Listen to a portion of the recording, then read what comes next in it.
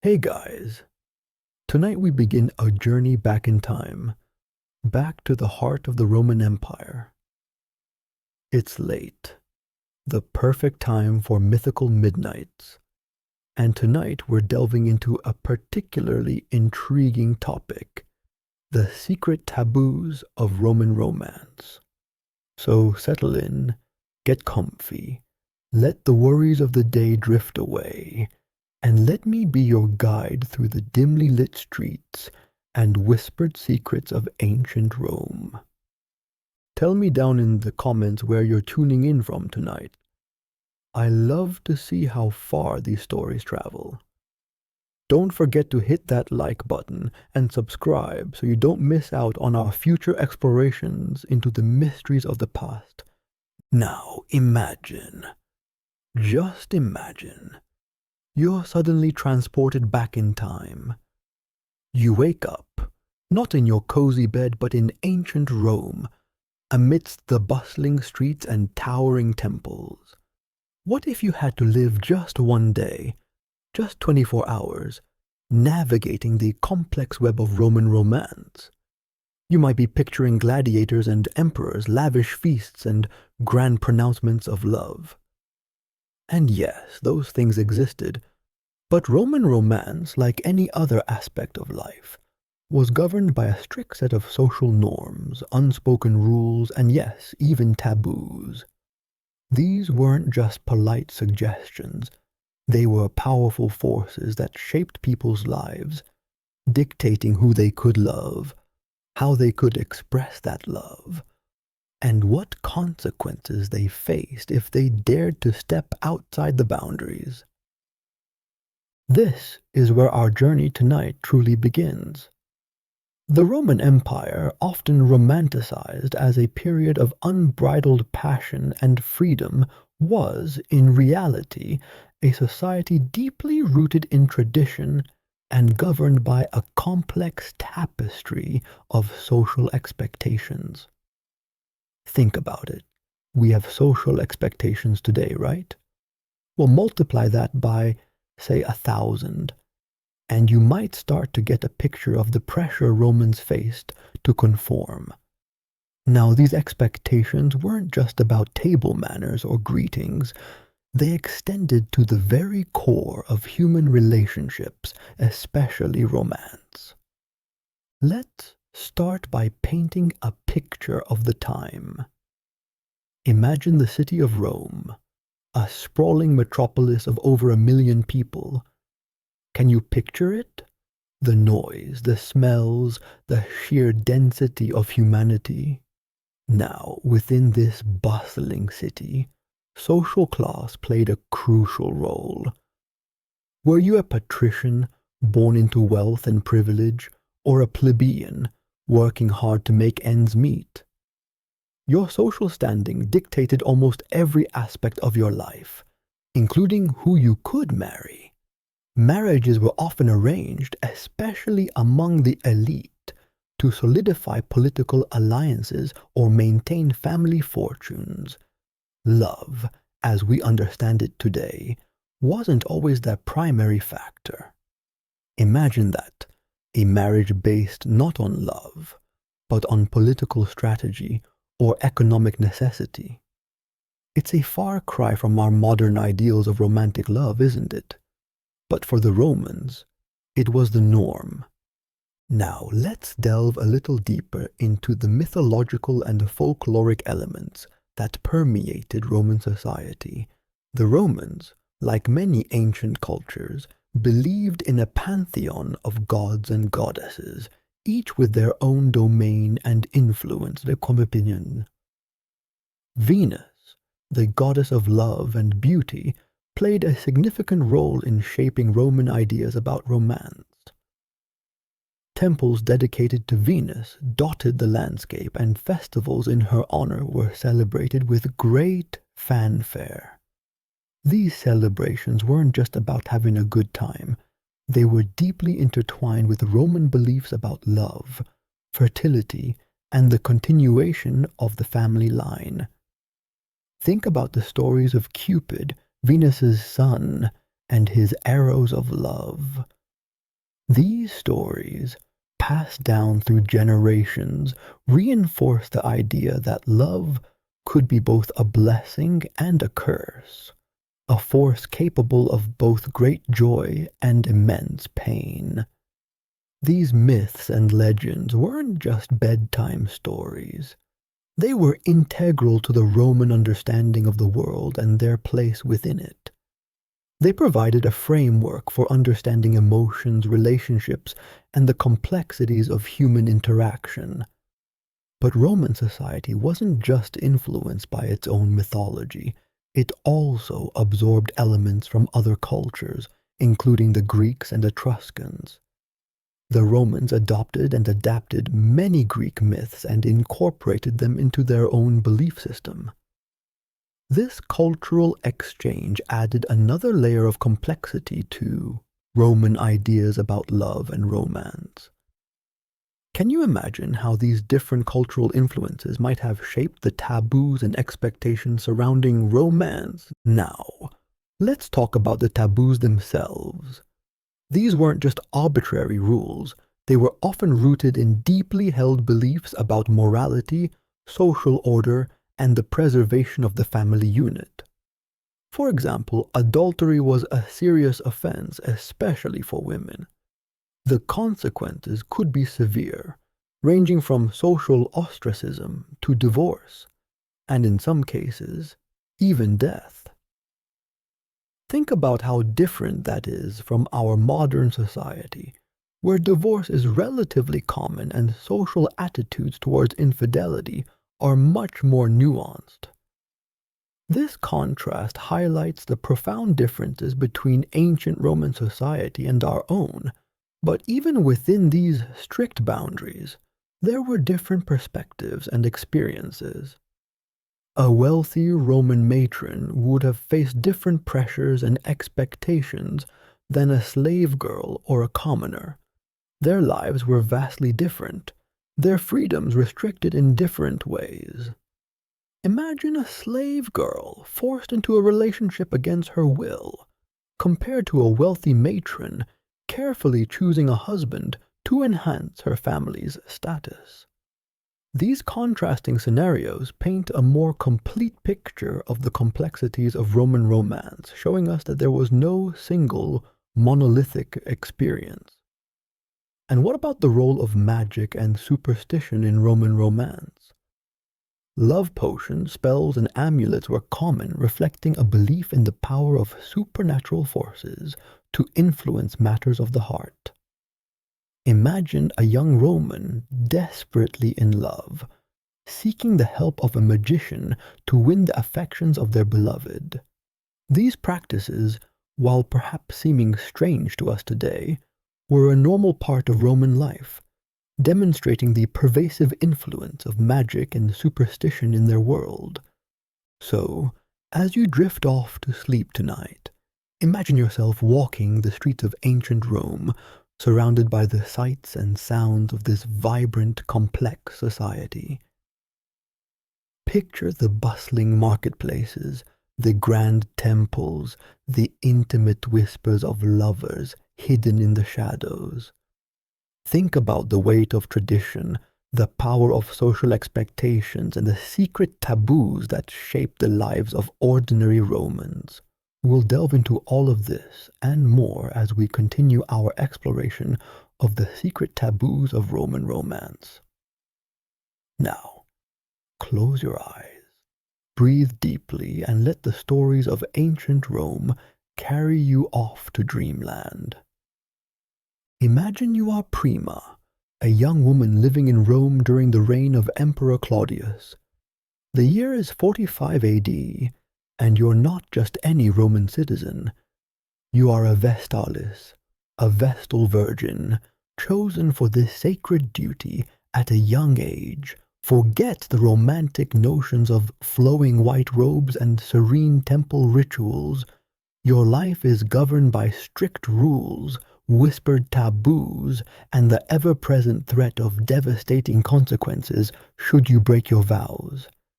You might think this sounds a bit like a convent, and in some ways, you'd be right. But the power and reverence attached to the Vestal Virgins was far beyond anything seen in later religious orders. You are a living embodiment of Vesta, goddess of the hearth, home, and state. Your very existence is interwoven with the safety and prosperity of Rome itself. You wake before the sun, the chill of the pre-dawn air raising goosebumps on your arms. The stone floor of the Atrium Vestae, your home within the Forum Romanum, is cold beneath your bare feet. You can hear the faint chirping of sparrows nesting in the eaves and the distant rumble of carts already beginning to ply the city's cobbled streets. The smell of burning incense lingers from last night's rituals, a constant reminder of your sacred duty. You pull on your tunic, the coarse linen scratching against your skin. It's a simple garment, far from the elaborate silks and jewels worn by wealthy Roman matrons. Your status as a Vestal is marked by your pure white stola, the long, pleated dress that sets you apart. You carefully arrange the palla, a shawl-like garment, over your stola, ensuring its folds fall just so. Every aspect of your attire is dictated by tradition, a visual representation of your purity and devotion. Think about your life now.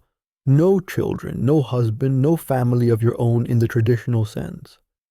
For 30 years you are bound to Vesta. 30 years of absolute chastity. Can you even fathom that in today's world? Imagine the whispers, the judgments, the assumptions. Now amplify that by 1,000. In Roman society, your virginity is not just a personal choice, it's a matter of state security. The very fate of Rome is believed to rest upon your purity. Your first duty is to tend the sacred fire of Vesta. This is not some symbolic flame. This is the heart of Rome. If it were to be extinguished, it would be seen as a terrible omen, a sign of impending disaster. You approach the hearth with reverence, the flickering flames casting dancing shadows on the walls. The heat radiates outwards, warming your face and hands. You carefully add seasoned oak logs to the fire, ensuring it burns brightly and steadily. This task, repeated daily for 3 decades, is not merely a chore. It's a sacred ritual imbued with profound significance. You are not just tending a fire. You are maintaining the lifeblood of the Roman state. The air in the atrium is thick with the aroma of freshly baked bread. The other Vestals, your sisters in service, are already awake, preparing the day's meals. You join them, the familiar routine a comfort in your regimented life. The bread is simple, made from coarse flour and water, a stark contrast to the honey-sweetened cakes and pastries enjoyed by the wealthy elite. But this simple fare sustains you, providing the energy you need to fulfill your duties. Imagine the pressure you are under. Every action you take is scrutinized. Every word you speak is weighed. The slightest misstep could be interpreted as a sign of impurity, a transgression against Vesta, a threat to Rome. You can feel the weight of expectation on your shoulders, heavy and inescapable. You are a symbol, a figurehead, a living embodiment of Roman virtue. Your personal desires, your individual dreams, are subsumed by your sacred duty. You spend the morning performing rituals, reciting prayers and preparing offerings to Vesta.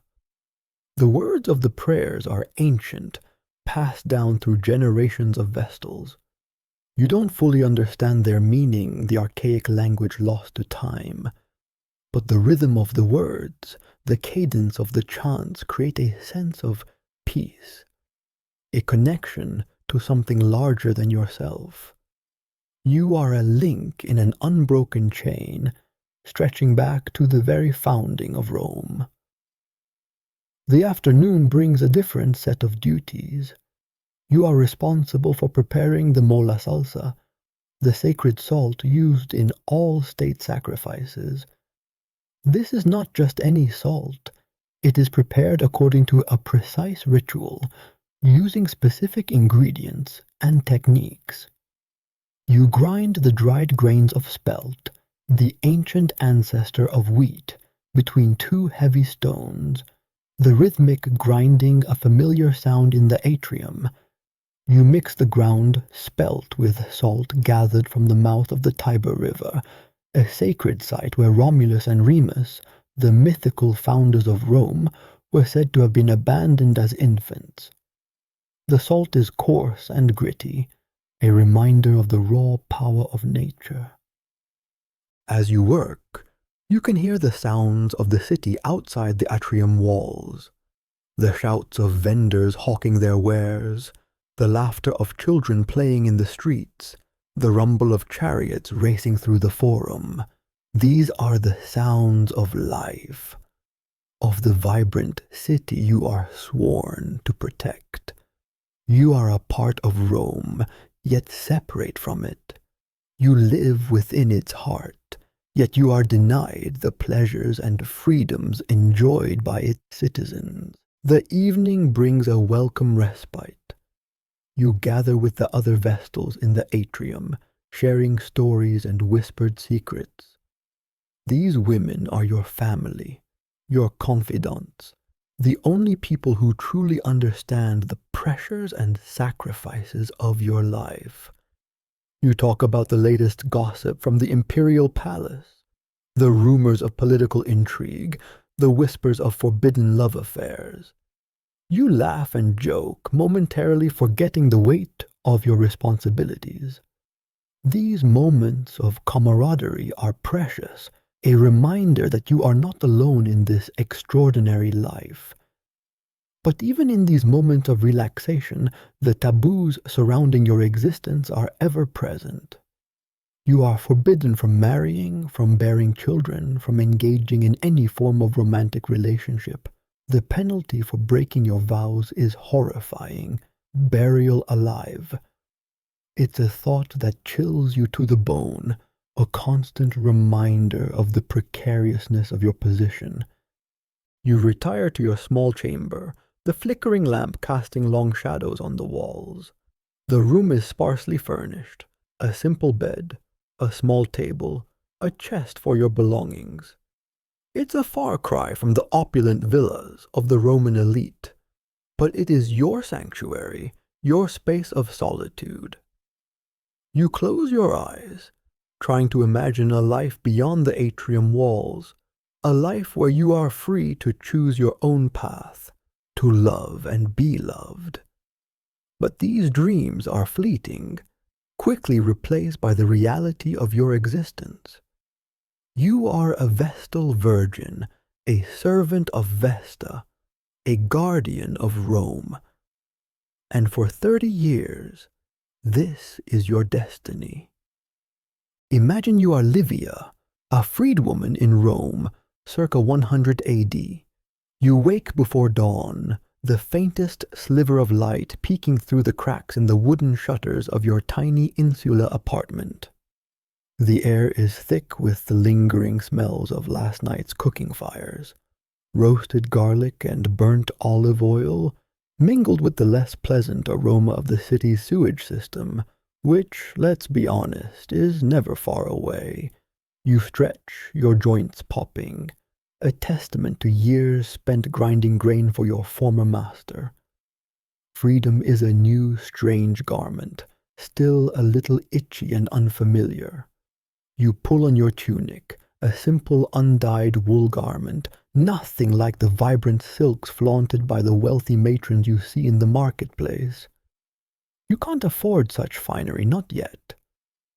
But freedom, you remind yourself, is a luxury in itself.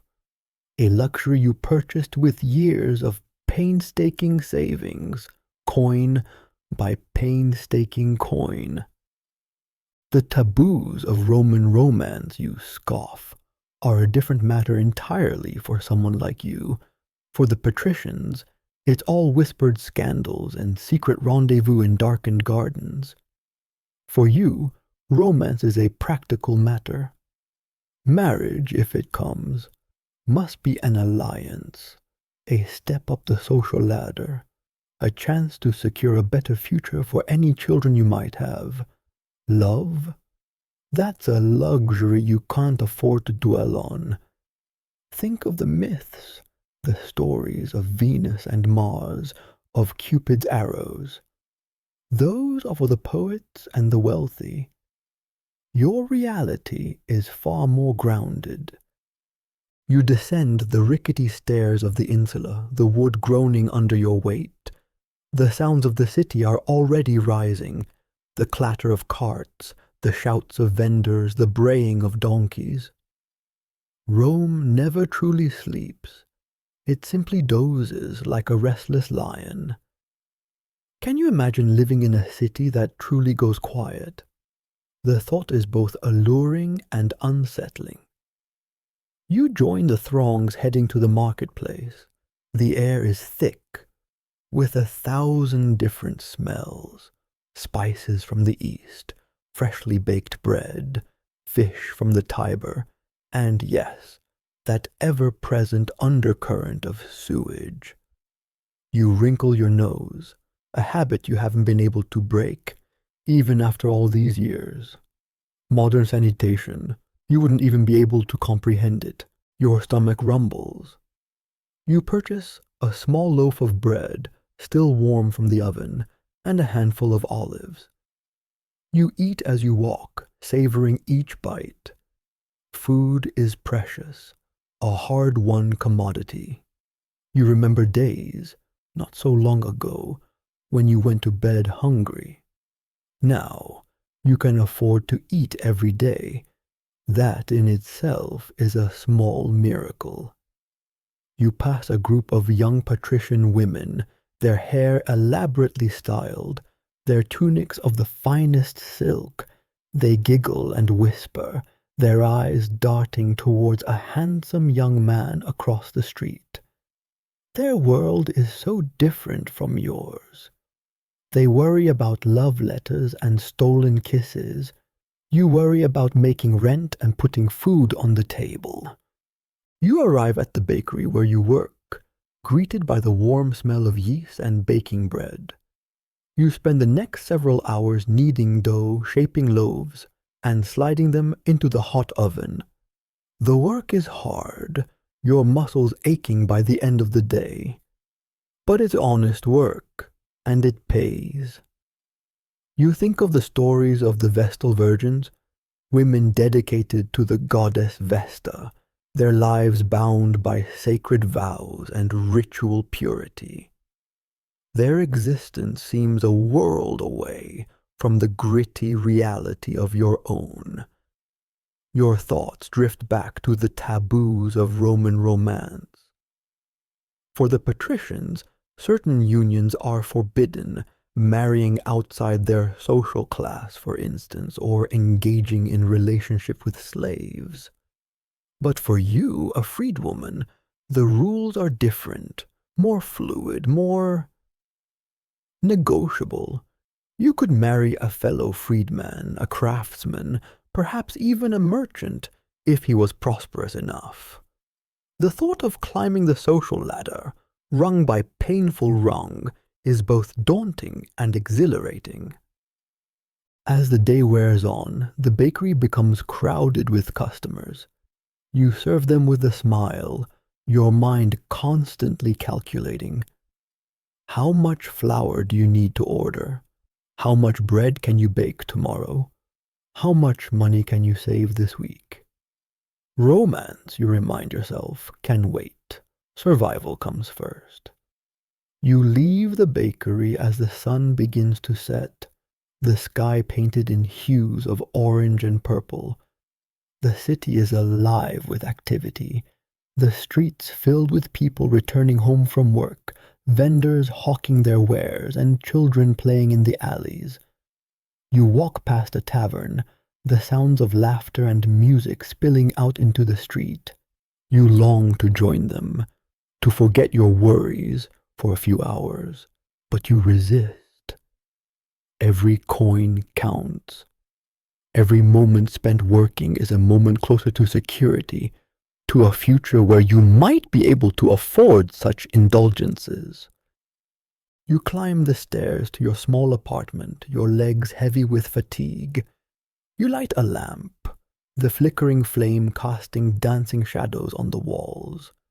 You eat a simple meal of bread and cheese, then settle down on your straw mattress. The city noises gradually fade as you drift off to sleep, dreaming of a future where perhaps, just perhaps, romance might have a place in your life. But even in your dreams, you are aware of the limitations placed upon you, the invisible barriers erected by society. You are a freed woman, forever marked by your past. The taboos of Roman romance, while different for you than for the patricians, still exist, shaping your choices, limiting your options. You close your eyes, breathing deeply, trying to find peace in the quiet darkness of your small room.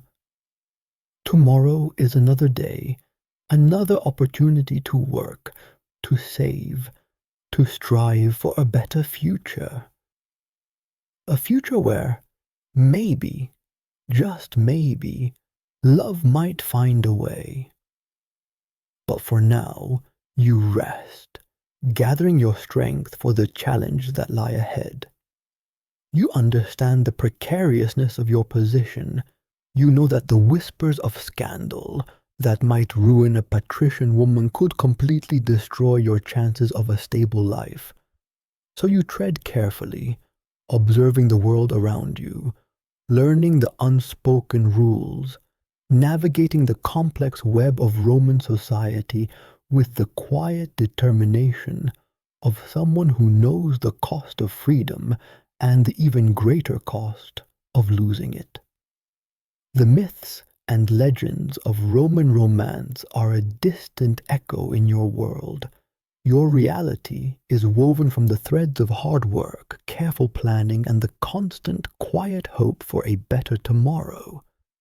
And as you drift off to sleep, you clutch that hope close, a tiny ember burning in the darkness of your Roman night.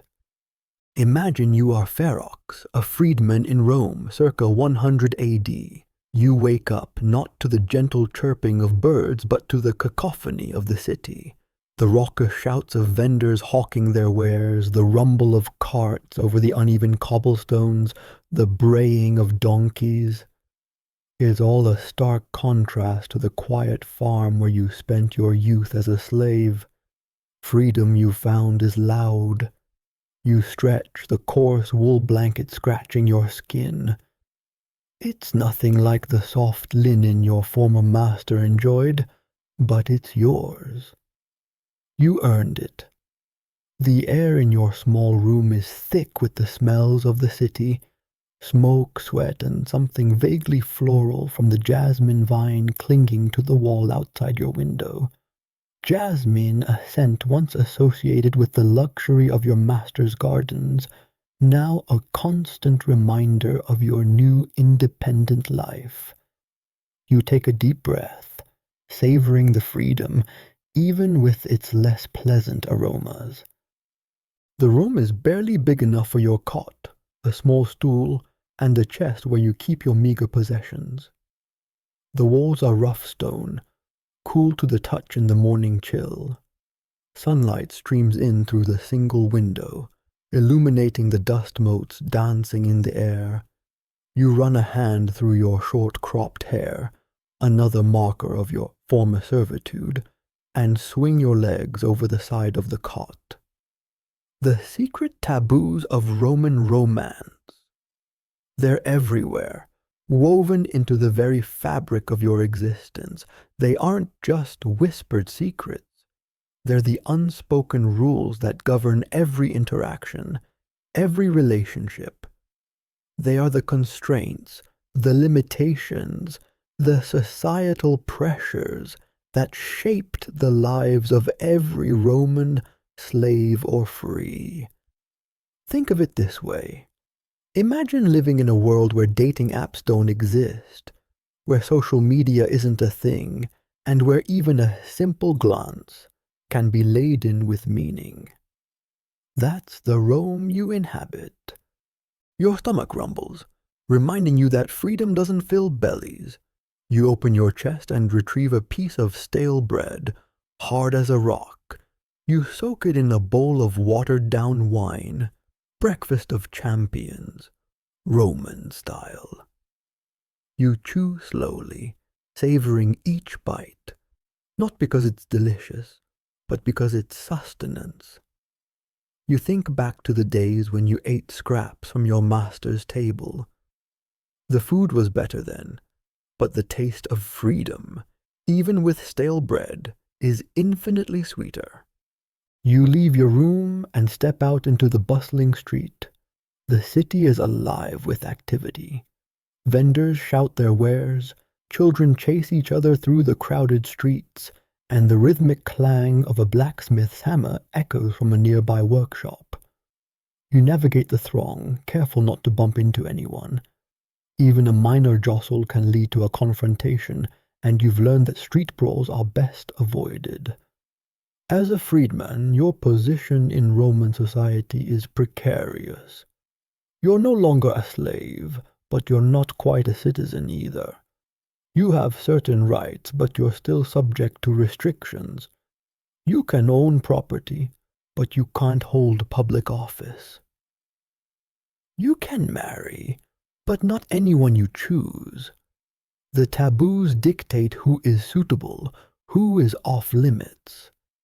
These unspoken rules aren't written down, but they're enforced by societal pressure, by gossip, by the judgment of your neighbors.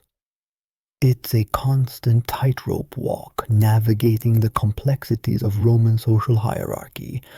Today, you're headed to the Forum, the heart of Roman life. You're hoping to find work as a day laborer. The competition is fierce, but you're strong and willing to work hard. You pass by a group of young men dressed in fine togas, their hair styled impeccably. They laugh and joke, their voices carrying above the din of the city. They are patricians, sons of wealthy families, their futures secured by birthright. You glance at your own worn tunic, patched in several places. The chasm between your lives is vast, a stark reminder of the rigid social structure of Roman society. The Forum is a whirlwind of activity. Merchants haggle over prices, politicians deliver speeches, and lawyers argue their cases. The air is thick with the smell of spices, sweat, and the ever-present aroma of urine from the public latrines. You try to ignore the stench and focus on finding work. You approach a group of men unloading a cart of amphora, large clay jars used to transport wine and olive oil. You ask if they need an extra hand. They size you up, assessing your strength. One of them grunts and gestures for you to join them. The work is backbreaking, but the pay, though meager, is enough for a day's food and a night's shelter. As you lift and carry the heavy amphorae, you overhear snippets of conversation. Two women, dressed in brightly colored stolas, whisper about a recent scandal. A young couple, their eyes locked, exchange furtive glances across the crowded square. A man, his face contorted in anger, berates his slave for some perceived slight. Every interaction, every gesture is laden with meaning, shaped by the unspoken rules of Roman society, those secret taboos of romance and social interaction. Imagine for a moment the pressure of these unspoken rules. You can't just express your feelings openly. Every action, every word must be carefully considered. A wrong look, a misplaced word, can have serious consequences. It's a world where reputation is everything, where gossip can ruin lives, and where the taboos, though unspoken, are as real and as powerful as any written law. You continue working, the sun beating down mercilessly. The weight of the amphora begins to take its toll. Your muscles ache, your back throbs, and your throat is parched. You long for a cool drink of water, but you can't afford to stop. You need to earn your wages. As the day wears on, you observe the subtle dance of courtship playing out around you. A young woman, her eyes modestly lowered, walks past a group of young men. One of them, emboldened by her presence, whispers a compliment. She blushes, but doesn't meet his gaze. The interaction is brief, fleeting, but it speaks volumes about the complex rituals of Roman romance. Public displays of affection are frowned upon, so courtship is a subtle game of glances, whispered words, and carefully orchestrated encounters. You think about your own prospects for romance. As a freedman, your options are limited. You can't marry a citizen, and even among freedwomen your choices are constrained by social status and reputation. The taboos dictate who is acceptable, who is not. It's a frustrating reality, but one you've come to accept. As the sun begins to set, the forum slowly empties. You finish unloading the last of the amphorae and receive your wages, a few copper coins. It's not much, but it's enough. You head towards a nearby thermopolium, a Roman fast food stall, where you can buy a simple meal. The thermopolium is crowded with people from all walks of life, laborers, merchants, slaves, and even a few well-dressed citizens. The air is thick with the smell of cooking food, roasted meats, stews, and freshly baked bread. You order a bowl of lentils and a piece of bread. You eat standing up, savoring the warm food. It's a simple meal, but after a day of hard labor, it's a feast. You observe the interactions around you. A group of men, their faces flushed with wine, argue loudly about politics. A young couple seated at a nearby table share a bowl of stew, their hands brushing occasionally. A slave girl, her eyes downcast, serves food to a group of wealthy patrons. Each interaction, each gesture, is a microcosm of Roman society, a reflection of the complex interplay of social status, power, and the ever-present taboos. As you finish your meal, you notice a young woman standing near the entrance of the thermopolium. She's dressed simply, but there's a certain grace about her, a quiet dignity. Your eyes meet, and she holds your gaze for a moment before looking away. It's a fleeting interaction, but it leaves you with a sense of intrigue. You wonder who she is, what her story is. Perhaps you think there's a chance for romance, even for a freedman like you. You leave the thermopolium and head back to your small room. The city is quieter now, the streets less crowded. The stars are beginning to appear in the darkening sky. You walk slowly, savoring the cool evening air. You think about the day's work, the hardships, the small joys. You think about the young woman at the thermopolium. You think about the taboos, the unspoken rules that govern your life. And you think about freedom, a hard-won prize, a constant struggle, a bittersweet reality. You reach your room, climb into your cot, and pull the coarse wool blanket over you. The city noises fade into a gentle hum, a lullaby of Roman life. You close your eyes, and as you drift off to sleep, you dream of a different Rome, A Rome where the taboos are broken, where love knows no boundaries, and where a freedman can dare to hope for a future filled with love and happiness. This was just one day, one glimpse into the life of Ferox, the freedman. But his experience is a microcosm of the larger social fabric of Rome.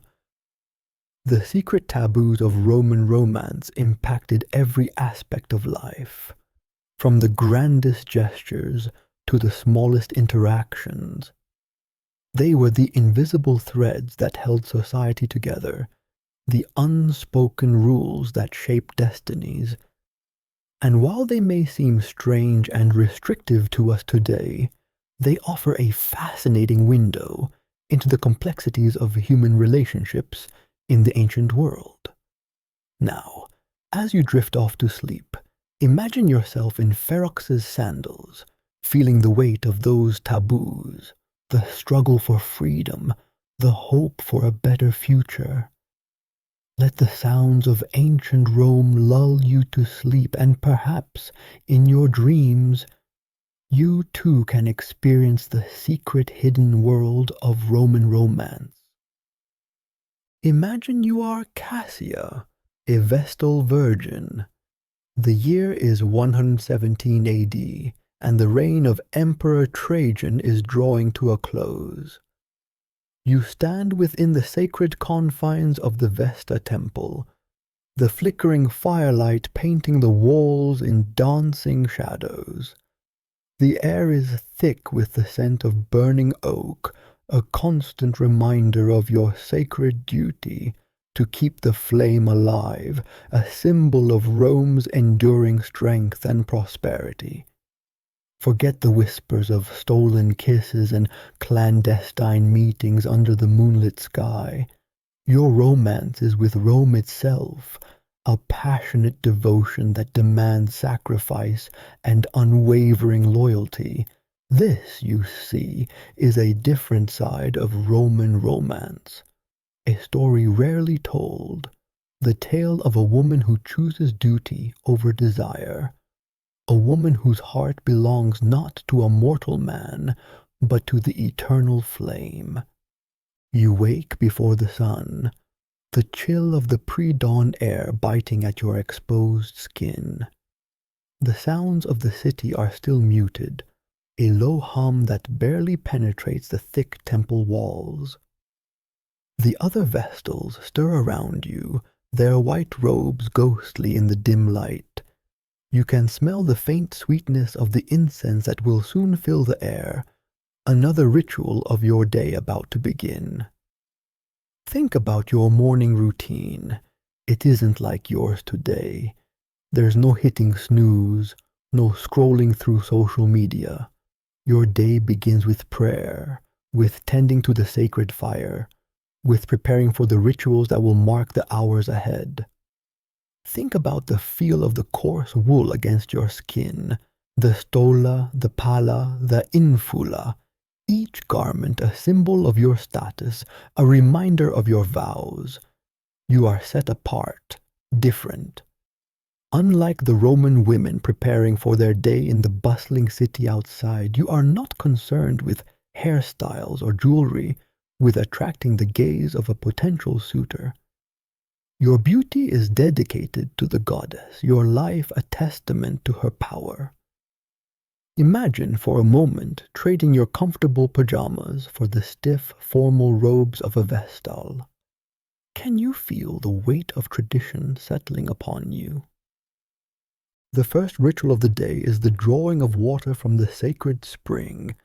Not just any water, mind you, but water from the Egeria spring, believed to possess purifying properties. Picture yourself descending the worn stone steps, the cool, damp air clinging to your skin.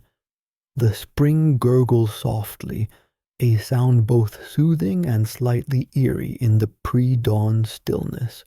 You dip the clay pitcher into the water, the coldness shocking your hand. This is not a chore, but a sacred act, a communion with the divine. Think about how different this is from turning on your tap. Can you feel the weight of this ancient ritual, the connection to generations of Vestals who have performed the same act before you? Back in the temple, the fire awaits. You carefully place kindling beneath the embers, coaxing the flames back to life. The smell of smoke fills the air, a pungent aroma that has become as familiar to you as your own breath. This fire is not just a source of warmth, it is the heart of Rome, the symbol of its vitality. Imagine the pressure, the immense responsibility of keeping this flame alive. No power outages, no gas stoves, just you and your sisters, dedicated to this single vital task. The day unfolds in a series of rituals, each one meticulously performed, each one steeped in tradition. Preparing the mola salsa, the sacred salt cake offered to Vesta, is a delicate process. You grind the roasted grains, the rhythmic motion, a form of meditation. The smell of the toasted grain fills the air, mingling with the ever-present scent of burning oak. Can you feel the roughness of the stone mortar against your hands? Can you taste the subtle saltiness of the cake as you carefully shape it? This is not just baking, it's an act of devotion, a tangible expression of your commitment to the goddess. You interact with the other Vestals, a sisterhood forged in shared duty and sacrifice. There's Flavia, the elder Vestal, her face etched with the wisdom of years spent in service to Vesta.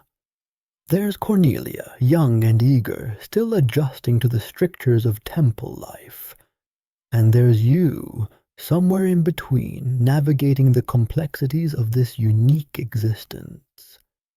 Imagine the conversations you might have, the shared anxieties and triumphs, the quiet moments of camaraderie amidst the solemnity of your duties. The outside world intrudes in small ways. Supplicants come to the temple seeking blessings or guidance. You listen to their pleas, offering words of comfort and reassurance. You are a link between the divine and the mortal, a conduit for Vesta's grace. Can you feel the weight of their hopes and fears? Can you imagine the solace your words might bring? As the day draws to a close, you prepare for the evening rituals. The temple is bathed in the soft glow of oil lamps, casting flickering shadows on the walls. The air is thick with the scent of incense, a comforting aroma that signals the end of another day. You chant the ancient prayers, your voice joining with those of your sisters, creating a harmonious melody that resonates through the sacred space. Imagine the peace that descends upon you as you complete your duties, the quiet satisfaction of a day well spent. Your life as a Vestal is a far cry from the romantic ideals depicted in popular culture. There are no secret rendezvous, no passionate embraces, no whispered promises of forever. Your love is a different kind of love, a devotion to something larger than yourself, a commitment to the very heart of Rome. It is a life of sacrifice, yes, but also a life of purpose, of meaning, of connection to something ancient and powerful. Imagine trading the fleeting pleasures of mortal love for the enduring flame of divine devotion. Can you feel the weight of that choice, the profound responsibility, the quiet strength that comes from dedicating your life to something greater than yourself? This is your life, Cassia, the Vestal Virgin. This is your romance. A story of duty, devotion, and the enduring power of belief. A story that whispers through the ages, reminding us that there are many ways to love, many paths to fulfillment, and that sometimes the greatest romance is the one we forge with ourselves and our deepest convictions. And as you drift off to sleep, lulled by the crackling of the sacred fire, remember this: even in the heart of ancient Rome, the human heart sought connection, meaning, and a love that could transcend the limitations of mortal existence.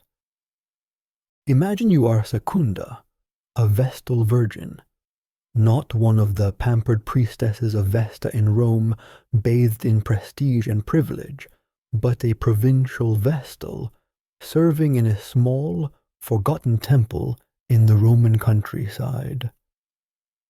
You embody the final, contrasting piece of the puzzle of Roman romance, a life seemingly devoid of it, yet deeply intertwined with its hidden currents.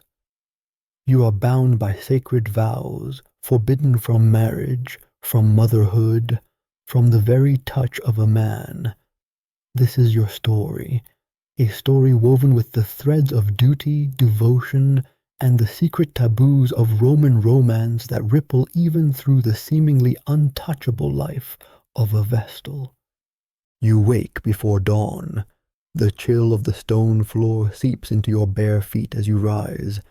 You can smell the faint, lingering scent of incense from yesterday's rituals, mingled with the damp earthiness of the temple. Can you feel it? That subtle tremor of anticipation, that tightening in your chest? It's not fear, not exactly.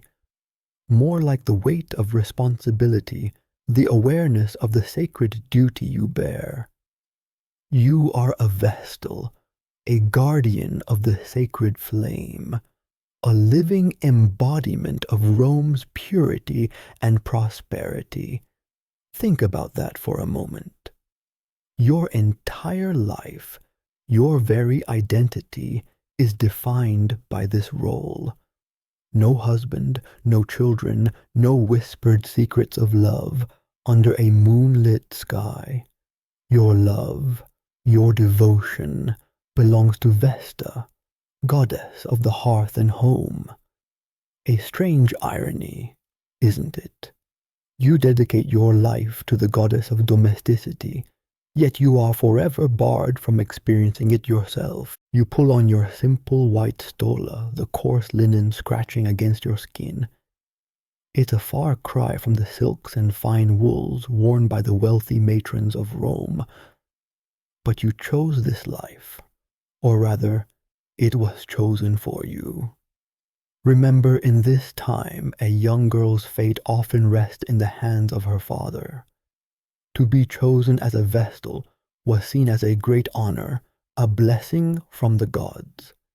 And it is an honor, you tell yourself, even as a pang of longing, a whisper of what might have been, flickers in your heart. The temple is still dim, lit only by a few flickering oil lamps. You approach the hearth, the heart of your existence. The sacred flame, entrusted to your care, dances and flickers, casting dancing shadows on the stone walls. Can you hear it? The soft crackle of the burning wood, the gentle whisper of the flames.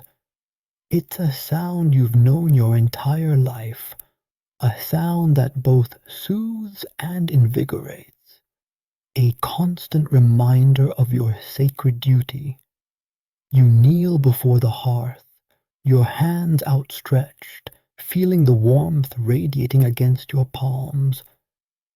You whisper a prayer to Vesta, a simple, heartfelt plea for her continued protection, for the prosperity of Rome, for the strength to fulfill your vows. This is your daily ritual, a ritual repeated countless times, yet each time imbued with a fresh sense of reverence. Imagine the weight of that responsibility, the knowledge that the fate of Rome in some small way rests on your shoulders. It's a heavy burden, yet one you bear with pride. The other Vestals join you, their faces pale in the pre-dawn light. You are a sisterhood bound by shared duty, by shared sacrifice. You exchange greetings, quiet murmurs of acknowledgement, a subtle nod of understanding. You are not alone in this life, and that, you realize, is a blessing in itself. Your day unfolds in a carefully prescribed rhythm, a dance of ritual and duty. You tend the sacred flame, ensuring it never flickers or dies. You prepare offerings of sacred cakes and wine, your hands moving with practiced precision. You participate in public ceremonies, your presence a symbol of Rome's piety and virtue. You instruct young acolytes in the ways of Vesta, passing on the sacred traditions that have been preserved for generations. But beneath the surface of ritual and routine, there are other currents, hidden desires, unspoken longings.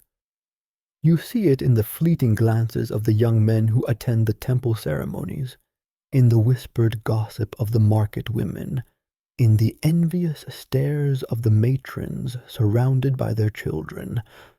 You are a symbol of purity, of unattainable virtue, and that, you realize, can be both a blessing and a curse. You are not immune to the whispers of romance that permeate Roman society.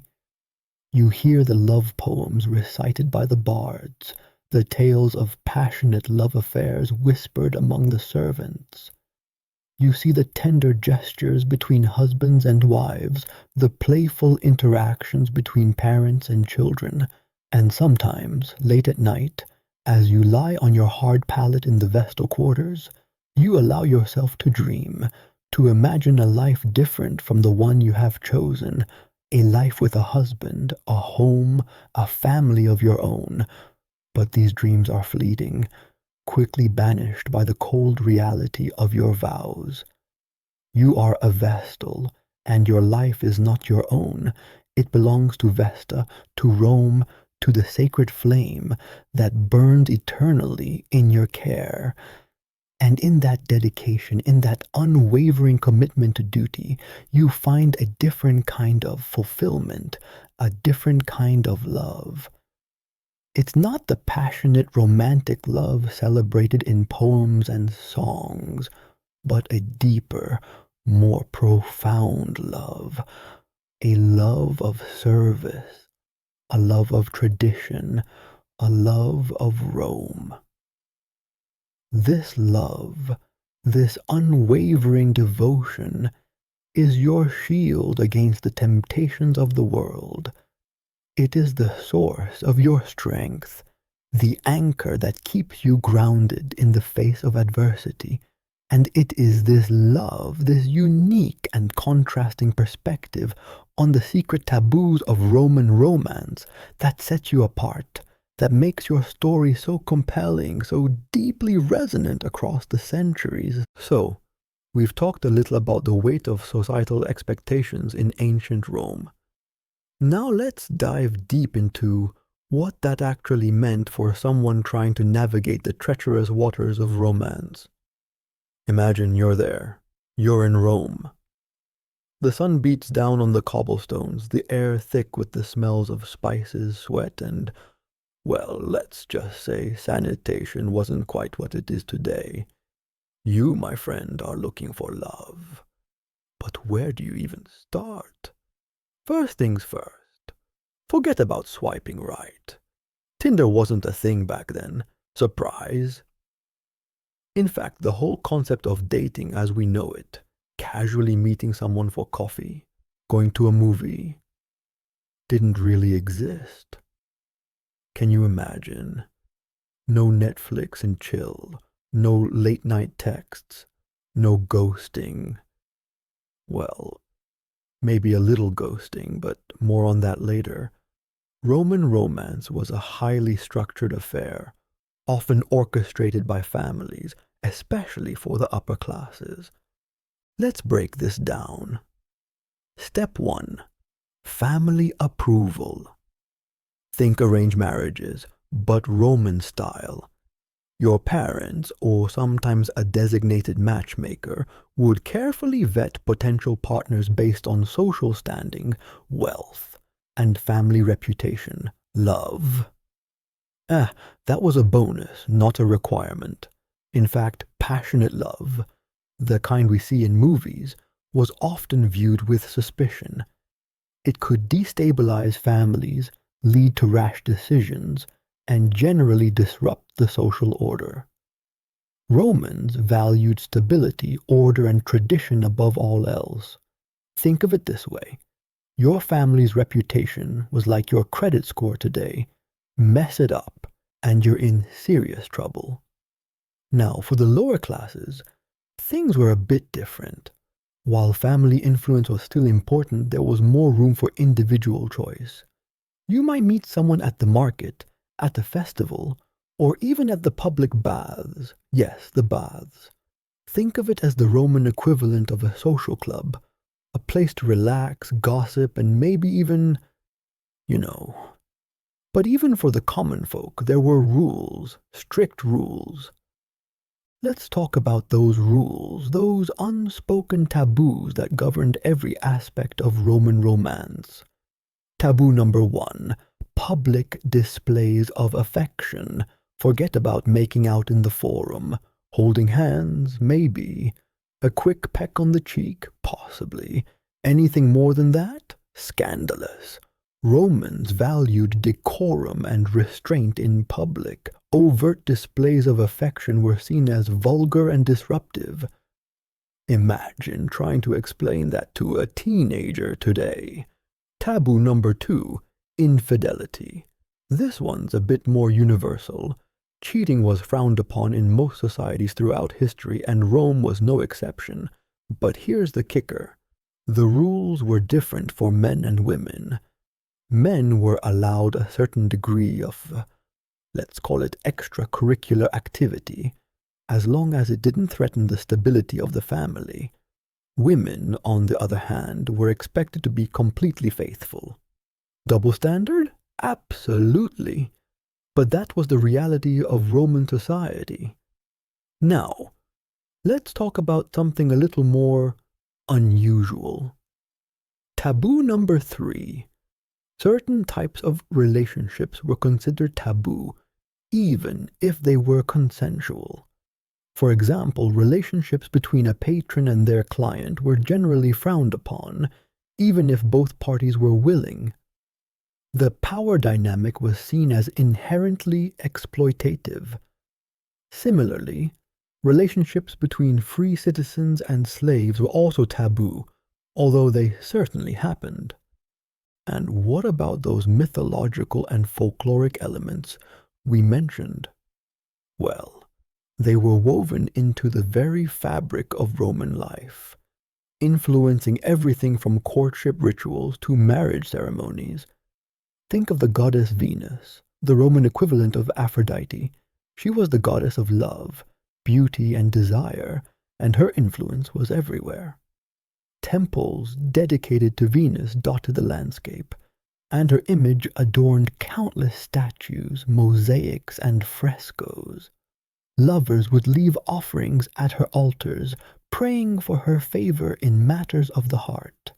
One particularly interesting aspect of Roman folklore is the belief in omens and superstitions. Before embarking on a new relationship, Romans would often consult oracles or soothsayers, seeking guidance from the gods. Certain signs, like the flight of birds or the appearance of a comet, were seen as either auspicious or inauspicious. Can you imagine breaking up with someone because a crow flew overhead? And what about marriage? Well, that was a whole other ballgame. Roman weddings were elaborate affairs, filled with rituals and traditions that had been passed down through generations. The bride would wear a special veil, called a flammium, and the ceremony would often involve animal sacrifices and offerings to the gods. The marriage contract, a legally binding document, would outline the rights and responsibilities of both husband and wife.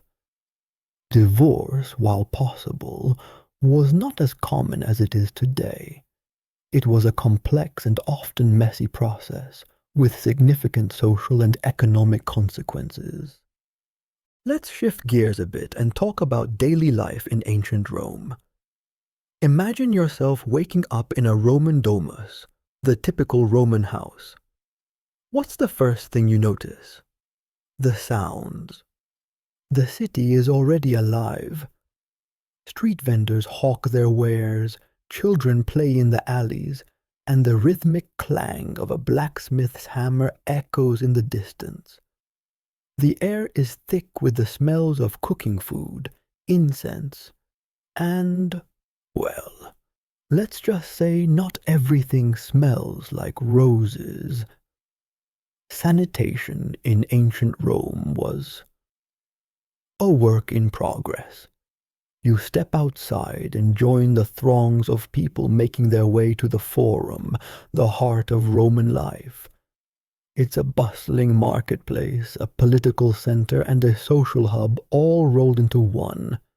You might overhear snippets of conversations about the latest gladiatorial games, the political machinations of the Senate, or the price of grain. You see people from all walks of life. Wealthy patricians in their togas, merchants haggling over prices, slaves carrying burdens for their masters, and soldiers patrolling the streets. Now, imagine you're a woman in ancient Rome. Your life is very different from that of a man. Your primary role is to manage the household, raise children, and maintain the family's reputation. You might spin wool, weave cloth, or oversee the slaves who perform the domestic chores. You're unlikely to have a formal education, and your social interactions are largely confined to the domestic sphere. Can you imagine a life without social media, without the ability to vote, without the freedom to choose your own path? And what about the men? Well, their lives are equally structured, although in different ways. A Roman man's primary duty is to his family and to the state.